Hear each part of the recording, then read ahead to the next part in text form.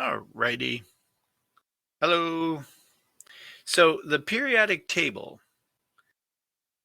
lists all the elements that we know in order, and you can see that they have letters, which are the symbols. So the letter H is the symbol for the element hydrogen, right? And so they have a number 1 up there. Okay, and then the next one, the number 2, is helium. So that's number 2. So it goes across in the rows. So it goes this way. So 1 is hydrogen, 2 is helium. And again, I will show you how to use a periodic table in this the particular slide presentation. Okay? So now that we've learned about the atom, it's time to learn about the periodic table. Remember the atom. Change some colors here. The atom, this is a drawing called the Bohr model, B-O-H-R, named after Bohr. So the parts that are flying around are the electron. They have a -1 charge. Parts that are in the nucleus are the proton and the neutron. Just for review, proton is a +1 and the neutron is a 0 charge. The periodic table is a list of all the elements. Okay, they have numbers along the side that go for the rows, and they have numbers on top which go for the columns.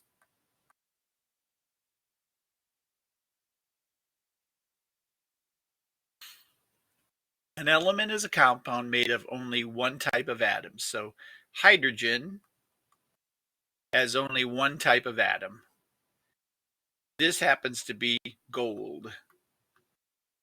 And there's a lot of protons inside. Protons.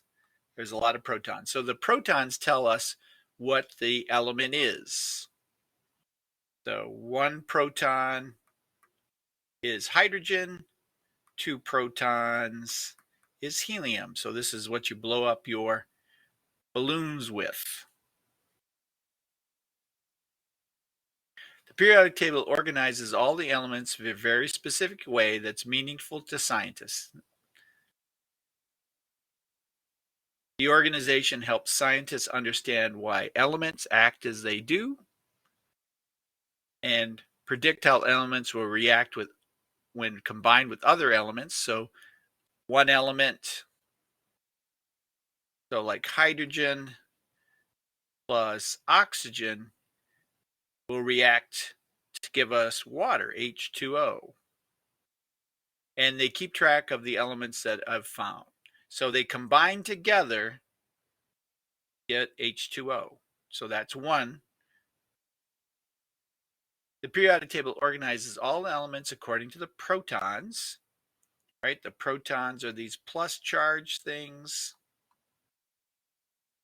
Blue ones are the neutrons. And out here are the electrons.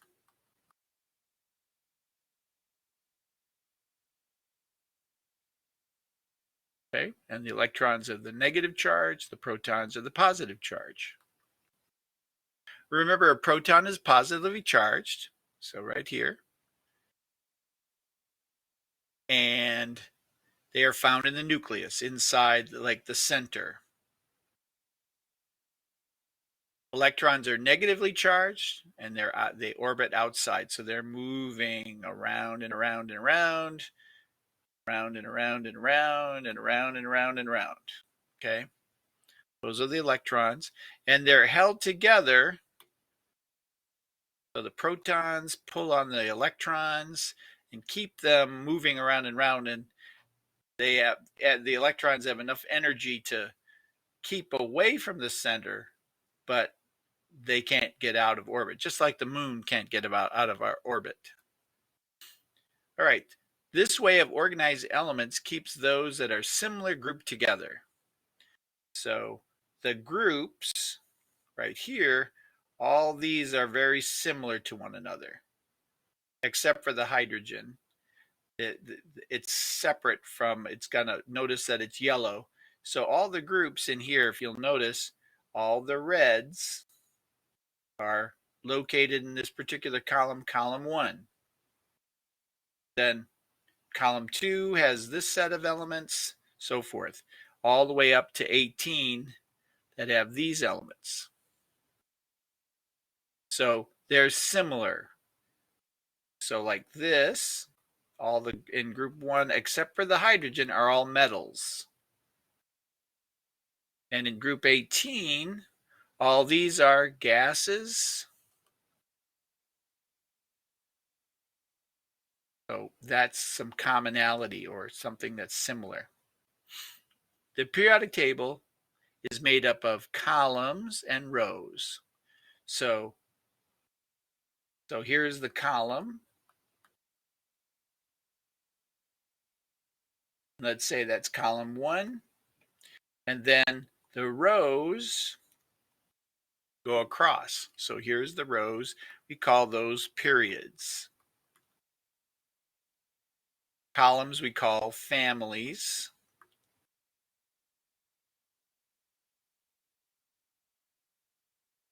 Each row is called a period. So this is period, and this is period 1, period 2, period 3, period 4. So in period 4, these are all that's row 4.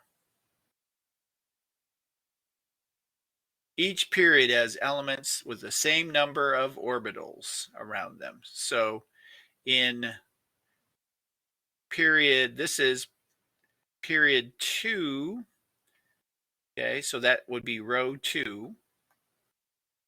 So 1, 2 has 2 orbitals, and we call that row 2.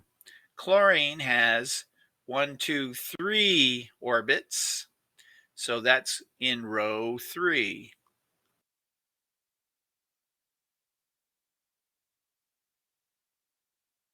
As you go from left to right in the period, the number of electrons in the outer shell increases.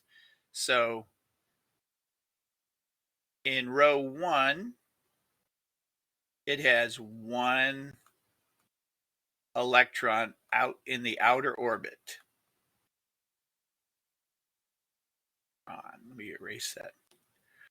So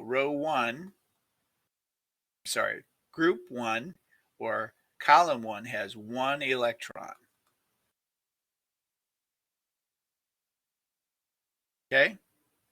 And then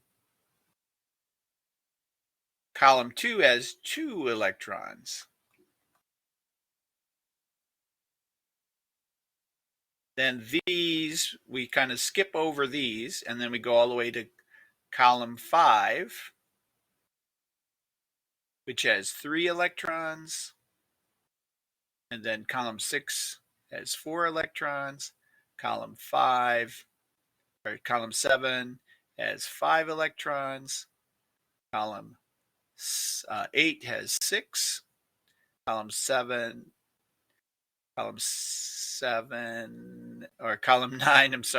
has 7. And column 10 has 8.